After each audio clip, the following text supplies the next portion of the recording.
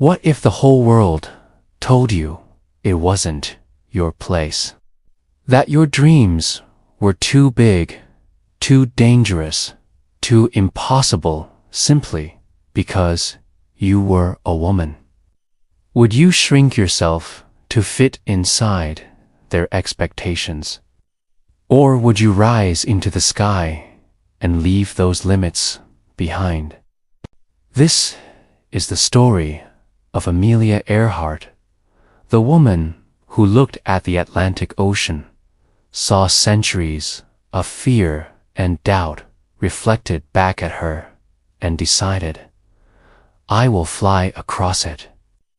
Alone, Amelia was born in 1897, at a time when girls were expected to stay on the ground, literally and figuratively. Society had boxes for women, wife, mother, homemaker. But Amelia never quite fit in those boxes. As a child, she loved climbing trees, building contraptions, and chasing adventure. When she saw her first airplane, something inside her lit up. Not many women flew back, then was considered reckless, even absurd. But for Amelia, flying wasn't just about airplanes. It was about freedom. She once said, everyone has oceans to fly, if they have the heart to do it. Is it reckless? Maybe. But what do dreams know of boundaries? In her 20s, Amelia took her first flying lesson. The moment the plane lifted from the ground, she knew this was her destiny. She worked odd jobs to afford lessons driving trucks, working as a photographer, anything to get back into the air. Eventually, she bought her own small yellow plane, which she lovingly called the Canary. But ambition is heavy, and dreams always meet resistance. Many said, flying is no place for a woman. But Amelia didn't argue. She didn't debate. She let her wings speak. In 1928, Amelia became the first woman to fly across the Atlantic, but only as a passenger. Reporters hailed her as a hero, but Amelia confessed, I was just baggage. I didn't pilot the plane. I want to do it myself. 4 years later, in 1932, she set out to do exactly that. She climbed into her red Lockheed Vega, faced the cold, unforgiving Atlantic, and flew alone. The skies were rough. Storms battered her. Her plane iced over, and at one point, her altimeter failed. But after 15 harrowing hours, she landed safely in Ireland. She had done it. Not just for women, but for anyone who's ever been told you can't. From a psychological perspective, Amelia's courage reflects something called identity-based motivation. Research shows that when people pursue goals tied deeply to their sense of who they are, they find strength even in the face of overwhelming obstacles.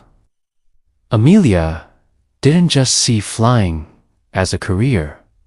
She saw it as a declaration of who she was.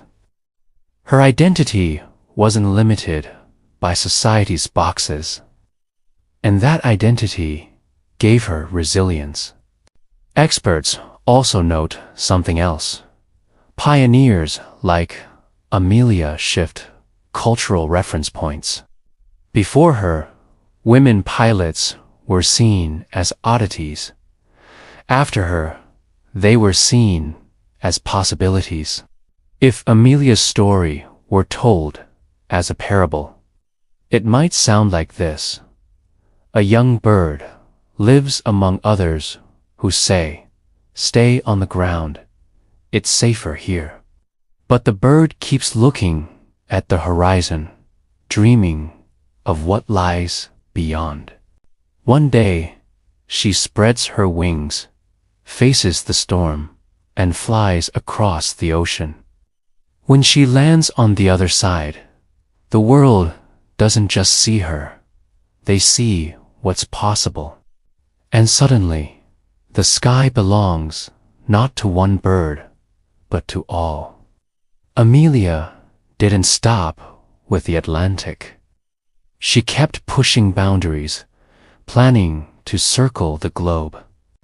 In 1937, on her attempt to fly around the world, her plane disappeared over the Pacific. She was never found. But her disappearance wasn't the end of her story. In many ways, it was the beginning of her legend. Because Amelia Earhart is not remembered for the way her journey ended. She's remembered for the way she lived it, boldly, defiantly, fearlessly. We may not fly airplanes, but all of us have oceans in our lives, challenges that seem too vast, too stormy, too dangerous. The question is, will we let those oceans intimidate us into staying safe on shore? Or will we, like Amelia, dare to take off anyway? The truth is, the biggest limits we face are not in the world, they're in our minds. Society's labels, other people's doubts, our own fear of failure. But Amelia Earhart shows us that limits are often just disguised opinions, and opinions don't define what you're capable of. Amelia Earhart proved that sometimes the heaviest weight we carry isn't gravity, it's doubt. And the moment you decide to rise above it, you discover that the sky was always yours. So here's my question to you. What is the Atlantic Ocean in your life? The challenge you keep putting off because others told you it's impossible. What would happen if you dared to rise, if you dared to try? Share this video with someone who needs to be reminded that their limits are not real. And don't forget to subscribe for more modern parable stories that invite us to see life differently and to rise above the doubts that hold us down. Because sometimes all it takes is one person's flight to prove that the sky belongs to us all.